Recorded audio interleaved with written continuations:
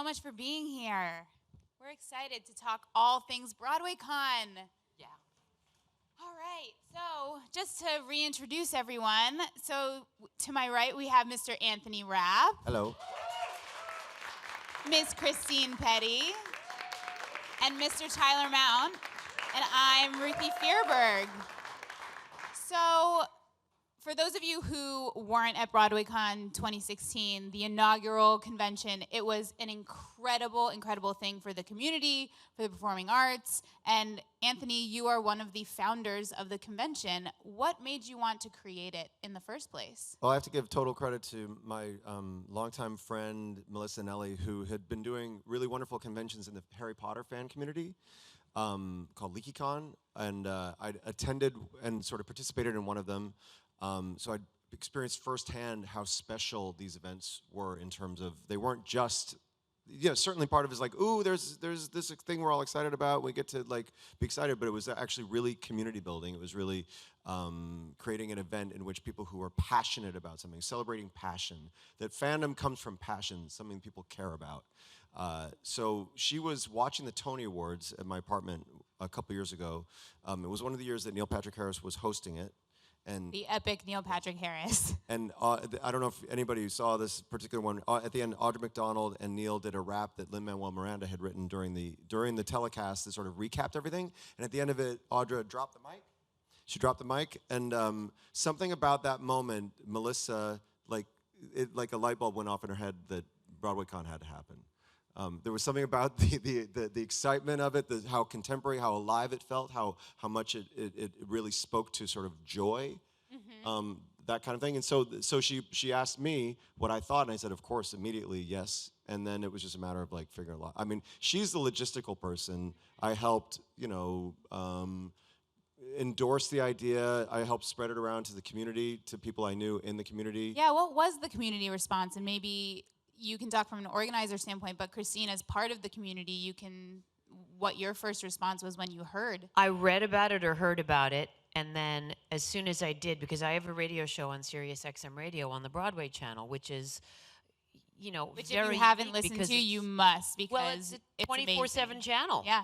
Dedicated to the theater. And when, probably you're younger than me, I'm sure, but, when did that ever exist? The majority of us who love the theater, who are over, I'd say probably, honestly, over 30, had to, walk to the CD store and buy a compact disc. I had to buy a long playing record and put it on a machine. I have the original, I have a cassette, I have a cassette of Beauty and the Beast on Broadway, I remember. Yeah, I mean, we all, you had to love it, and you had to put in the time and the effort.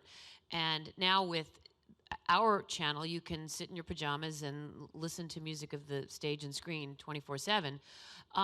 So the minute I heard about it, probably on Playbill.com, I left Anthony a note at the stage door of If Then, and that was in the spring. Just I think like the right, week it because was you closing. were starring with Idina Menzel and If Then at the time, and I think it was closing or he was leaving. I don't remember. It was closing. And so that was the spring, and that was the spring of the year before, I think. Yes. And eventually, texts and tweets and whatever the heck we do, and I was brought on, and of course it was the epic blizzard, which is proof positive that everyone had passion, because it was a blizzard like I've never seen in my life in New York City, and everybody came, and I ended up hosting 3 panels. One was because somebody couldn't make it in the snow, and I ended up missing one. It was a very Broadway moment of everybody wonderful. coming together. The show must go on. Continue. All the shows were canceled actually for I think the Saturday. They took their precious time. That was the thing. Everybody was waiting at 11 in the afternoon or 12 to find out if their show was going to be canceled, but they didn't cancel till the last minute. My favorite moment at BroadwayCon, though, and that's when I realized that my favorite moment that made me realize that this was something special was in the big room at the Hilton, the big grand ballroom where they had the special events. The guys from Something Rotten walk on, all right? So we had Brian Darcy James and Christian Borle, they were all John there. Cariani. Okay, those 3 guys walk on. It It was like the Beatles had shown up in 1960, whatever. The ovation, they were rock stars. And when I heard that ovation, and those guys I remember Christian Borle's eyes like this big, just going, just looking at these fangirls and these screaming women. And I said, oh, that's what this is Well, it's about. funny that you say that because I think a lot of people would assume, con is, Comic-Con and all these things that have humongous worldwide fandoms, and the Broadway community is known for being a bit more intimate, for being a niche market, if you will, for those fans out there. But what was your thought about being able to preserve that intimacy, because that's one of the things that's so amazing about BroadwayCon, but also, yeah, we are big enough to do this.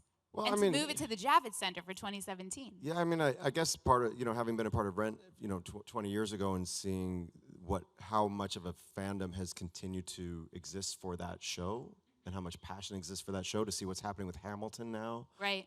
And because of the internet, it does, and because of SiriusXM, it's made these things so much more accessible to people who are living all over the world to Right, so the circle's experience this growing. stuff. Yeah, it's sort of firsthand.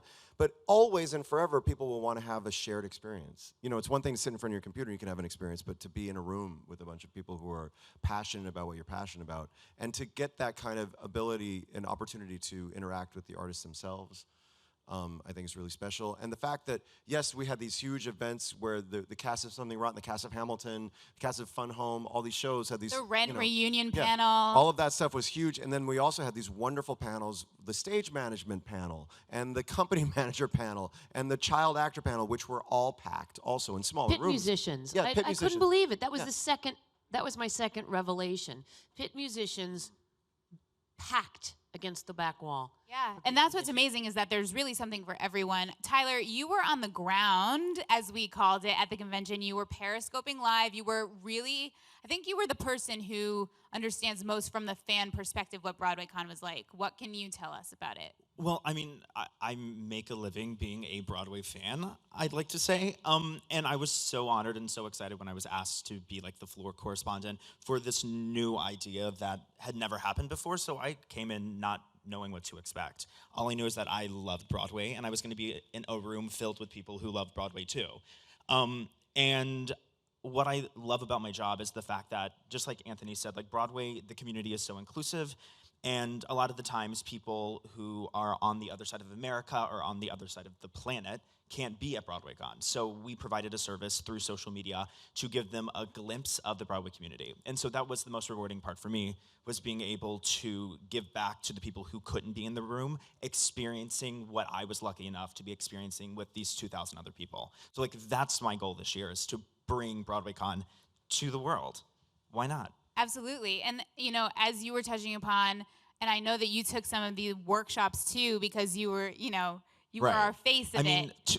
for the record, you sent me to the buffet in the hotel and then immediately made me go do the Newsies dance call. Oh, the Newsies dance call. The next day, you sent me to the buffet, then you made me work out with Mark Fisher Fitness. Mark Fisher Fitness, for those of you who don't know, he's like the Broadway fitness guru. And so, BroadwayCon is full of, it's not just panels, it's performances, it's workshops, and there really is something for aspiring actors, for people in the business, for people looking to be part of the business that is Broadway that is maybe not on stage, like you said, stage management, company management. What was your favorite, Christine mentioned her favorite moment. What were your favorite moments from last year? I mean, I'm such a huge Hamilton fan, so to be in the room and get to see the Lin-Manuel Miranda and the whole cast come together, and it's one thing to be on stage and perform the show and have the audience respond and applaud. It's another thing entirely to be able to really share an experience, to share a conversation with that audience, and I think it was also rewarding as somebody who helped put this together and would go to these people like Lynn and say, please be a part of it, that I knew that they were also getting something really valuable out of it all. Right, as well. and the wave of Hamilton that is tidal now, I think was still building up steam. The Tony Awards hadn't happened, the award season hadn't happened. It had been a huge success off Broadway, but it was still, it was the thing that everyone was buzzing about. And I think even at BroadwayCon, that's when it went to the next level. Well, on the flip side of that same coin, I hosted the Phantom of the Opera panel. And there you had people who'd been with the show, some since the very beginning. Howard McGillin, long time Phantom of the Opera. And what was wonderful about that was, I think that we certainly take things like that for granted. It's Phantom of the Opera. It's always been there. It always will be there. And then you listen and you get on the inside and you hear the sentiment and the emotional investment that so many of these people have in that show. And then you really get to peel the layers off of the story. When we we tend to sometimes think chandelier, mask, moving on. But you understand why it's lasted that long, because you get into the heart of these things by talking to the people. And Coming on 29 years. oh, God, yeah. All right, that's good. I know that's a good thing. I just can't believe I was there when you know what I'm saying. Oh, and I was very motivated at BroadwayCon, and so I went up to Anthony in January of last year, and I said, would you be interested in doing a panel on the blacklist and the McCarthy blacklist? And that was in January was at BroadwayCon. And again, emails and tweets and what have you, and remembering to tell somebody who I ran into at an event and then I emailed. It was just a lot of double checking and rechecking in, and we're going to have it. And I don't know and I can talk about it, but well, that's just a testament to the collaboration that goes into the production of this event too. That your team is so open to, let's make this happen. Let's have. It's kind of like making all of your Broadway dreams come true. Like, yes, we're going to do an acro. In 2017, we have an acro dance class with someone from the cast of Spider-Man the musical. You have master classes with people like Jen Colella coming. You have Rebecca Luker. You have the panels of all the shows we want to see. I mean, Danae Benton and Josh Groban from Natasha Pierre are going to be there. You're having reunions that respect the history of Broadway with In Trousers, which was the predecessor to Falsettos, which is now on Broadway. It's just incredible to see all these things happen. So, Tyler, what are you most looking forward to, other than specifically bringing BroadwayCon to the social fans? What's the event, this full schedule up to this point was just released? Right. This might sound cheesy and probably not be the answer you're looking for, but I'm genuinely looking forward to the opening number, because last year, again, sure, I am. Yeah, we should talk about that opening. Right. I mean, it was a little insane. It was perfect. Confetti cannons. St. Anthony. Confetti cannons. Maybe we should just reenact BroadwayCon's the place for you. Right. Literally. So I was there now, as my job, being a reporter on the floor, but so trying to keep my life together at the same time. The Broadway fan in me is trying not to panic, because Anthony's up on stage and paying tribute to Rent, and then Ben Vereen and Tommy Tune and Lena Hall, and I'm sitting here trying to report while all of these huge Broadway stars are there. Right. And so for there are anyone who thinks confetti that cannons. you get everyone from the ensemblist to the 6-time Tony Award winner. Right. And because I'm at heart a huge Broadway fan. I remember growing up in small town Texas in 7th grade and watching YouTube videos alone in my room and just desperately wanting to be a part of the Broadway community. Being there that day, kneeling in front of the first row, looking up at some of my biggest idols, knowing that people were watching at home, looking up at some of their idols, was the coolest moment of my career, quite possibly. And that's my answer. I'm most looking forward to the huge opening number. So it better be. I don't know what it's going to be. I was going to say, let's talk about the opening number. Well, we can talk about last year for a minute. Right. You guys put on a 10-minute, 15-minute, I don't even It know was how not long. 10 minutes. It was 45 minutes of perfection. Well, it was it great. 45 minutes? I remember the It was opening full. ceremony being so long, but being long and full. But I don't know. It was Maybe I'm so just thinking good. of It was the opening number was 8 minutes or something. But it was an original musical all about the founding of BroadwayCon that you guys, had written, and Zach, the writing team from First Date, wrote the music. You had the Avenue Q puppets up in the corner. I mean, it had to have. What was really great about it was, that David Alpert, who's our artistic director of the main stage program, that he himself loves it. He understands the joy of it. We could never do anything that would be too slick, too clever. It had to be heartfelt. It had to be joyful. It had to be smart and funny too. But it had to have the right spirit, and that's what it had. And I'm sure that it will again. I remember something else that happened. Remember, it was blizzarding, and I couldn't get to the first thing I had to do it was like the first thing on the first day when the blizzard really hit bad. Whatever. Yeah, I know what it was because it was the Fiddler on the Roof panel That's that right. I ended up taking over. Because I had a matinee, and they weren't canceling my matinee, and I said, by the time I walk in the blizzard to you, I'm going to not have enough time to get back to my matinee. So anyway, but later on, at some point in the weekend, I can't remember when it was, it might have been that night, I kept on calling Blake Ross, the editor-in-chief, because I kept on wanting to tell her, I can come now because my show's over, so do you need me? Has anybody else not shown up? Because I felt terrible. But I couldn't get through to her, and the reason I couldn't get through to her... She was doing the Broadway party line. Which was just invented. When the blizzard happened, we invented the Broadway party line, and for anyone who couldn't come, like Jeremy Jordan was off in LA filming Supergirl, and he Skyped in because it was, this moment of the show must go on. Yeah, we lost so many people to the blizzard that we were like, well, we have, it used to be a Rolodex, but we have our contact list, so let's see if people are willing to just say hello to the folks, all the thousands of people who are still there. And people were so friendly and open to that, and it was really, really wonderful to, and I think that, again, that they got to, even if they couldn't be here, they could experience some of the communal, joyful, loving environment that was happening. Of course, and I think one of the best examples of that communal and loving environment was the Rent reunion panel. It happened on the very first night to get you guys all together after 20 years, plus, you had... New York Theater Workshop, you had Jim Nicola from there and Bernie Telsey, who cast the original. And those people who couldn't be there, will never forget Daphne Rubin Vega FaceTiming Jesse Martin on stage. And these are the impromptu moments. But tell me what it was like for you to come back 20 years, be putting on the convention and that panel. Well, I mean, I was really happy that that it wasn't just the cast. The cast has been the public face of it, which is understandable. That's, we are the people that people see, but that it was a real mixture of people behind the scenes and in front of the audience. That was really heartening and made me very proud to help make that happen, that we had that kind of, mixture of people. And it was really, I know that the story of how it all happened has been told and told and told, but just to come back 20 years in that environment, in such a welcoming audience, to be able to talk so deeply about it was very, very meaningful. And might I add, sing Seasons of Love together. Oh, God. And I died. Yeah. Literally died. Yeah. Like, most of the original cast singing Seasons of Love was a big moment Yeah, for it's one of those moments that me and like the you were rest of the saying, you world. have to be in the room, and why we encourage everyone to come join us in 2017. Absolutely. Because the things that are happening, even with what's planned, there's so much happening that's impromptu. There's so much that's feeling what it is to be in that environment. Well, something happened in the interim when they agreed for me to do this blacklist panel.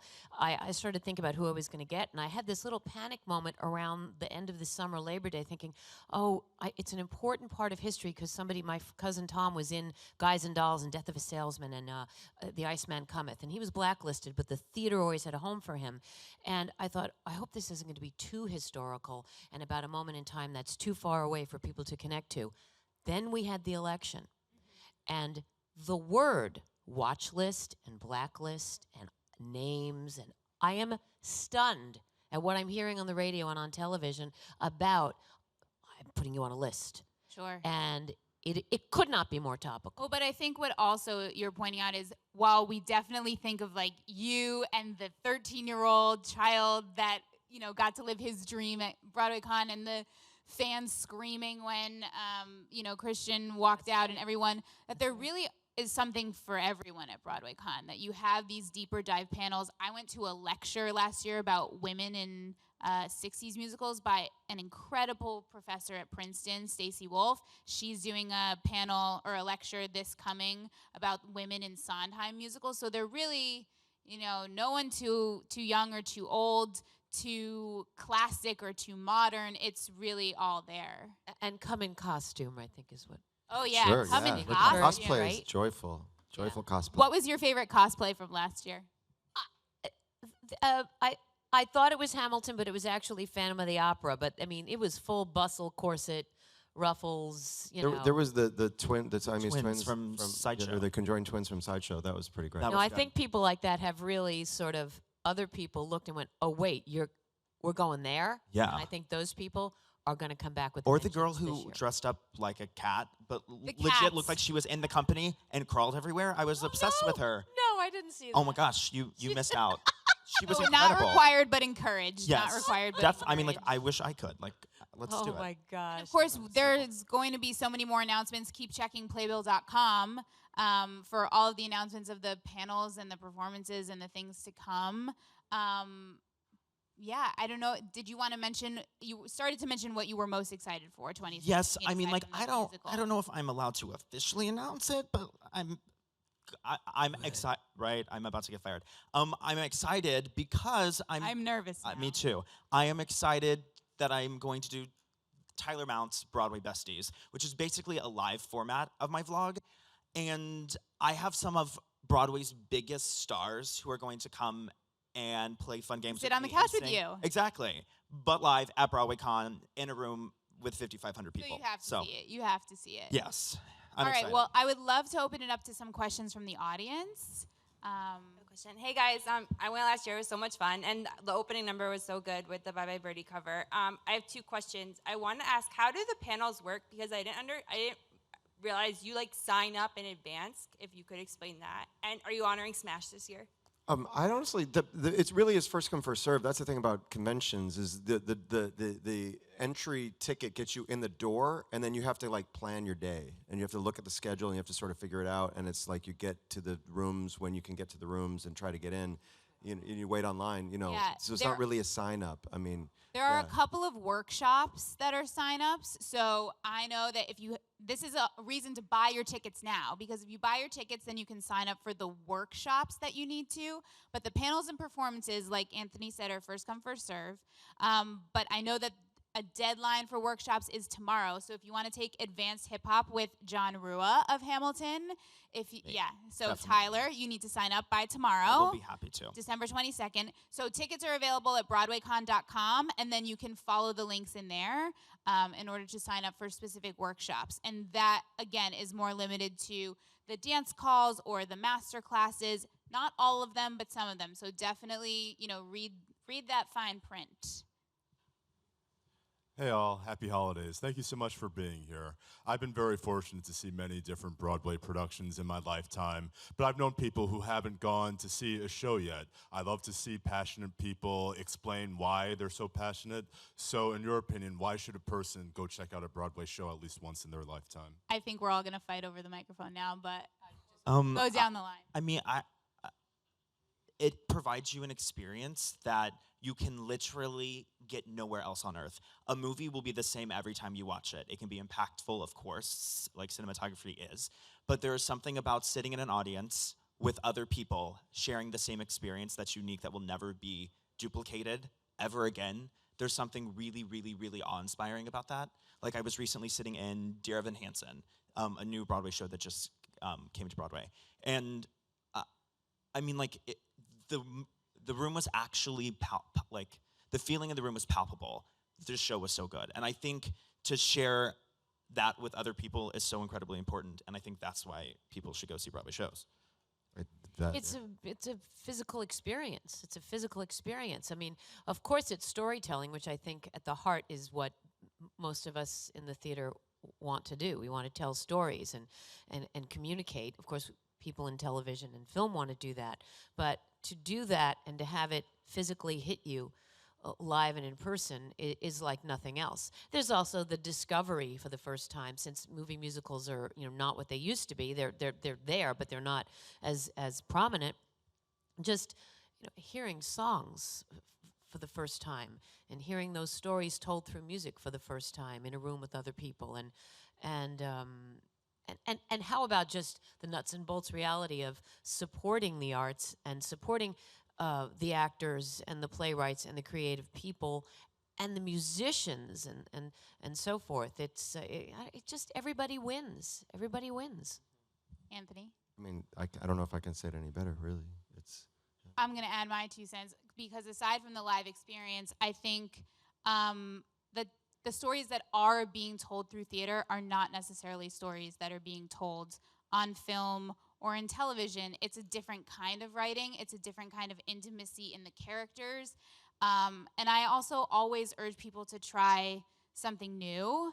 If you've never seen a Broadway show, you know, a lot of people have this thought of what a Broadway show is, but I think that Hamilton has kind of been the thing in the zeitgeist that has proven that wrong. But there are so many other things besides Hamilton that have a contemporary sound, whether it's Dear Evan Hansen or Rent or Next to Normal or Natasha Pierre that has this amazing like indie sound, that I truly, truly believe that there is a piece of theater out there for everyone. And if you go to a movie and you didn't like it, you would never walk out of the theater and say, well, I don't like movies. No, you would say, I didn't like that movie. So if you go to the theater and, you know, you didn't love what you saw, you don't hate the theater. You weren't a fan of what you saw, and that happens to us too. You know, sometimes we see things that weren't to our taste, and sometimes we go out having a changed experience. Well, that's what I say on Sirius, is when I play music, I say, do you realize how well-rounded you are if you listen to this channel? You've got everything from things that have a medieval